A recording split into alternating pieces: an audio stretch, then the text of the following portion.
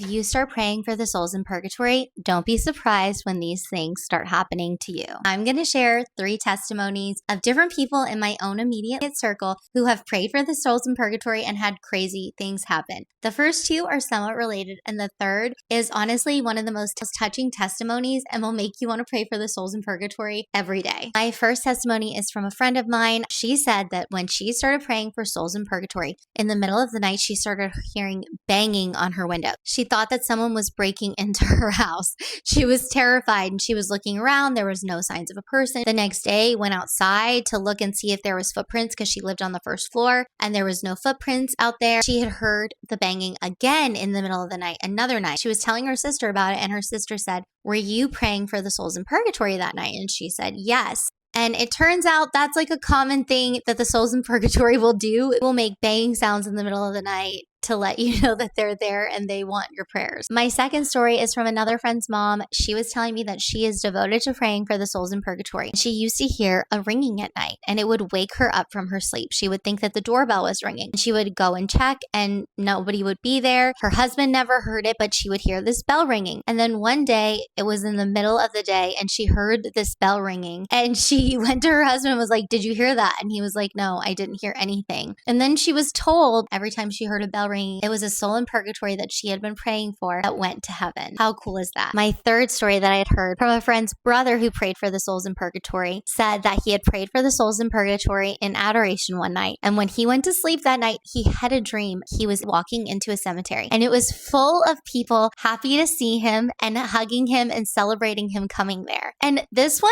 makes me choke up every time because I think about when we die, all the souls that are in heaven ahead of us that got to heaven because of our prayers for them, coming to greet us and celebrate our entry into heaven. What a beautiful thing to meditate on. Now, these things are not guaranteed when you pray for the souls in purgatory because none of them have ever happened to me, even though I pray for the souls in purgatory most days. Don't think you're praying wrong if you're not getting these signs and wonders when you're praying for the souls in purgatory, but please always pray for the souls in purgatory. They need our prayers. They cannot pray for themselves. They can pray for you though. So when you pray for the souls in purgatory, ask for their prayers for you and your intentions. And follow Little Girl Arise for more tips on how to live a Christ-centered life.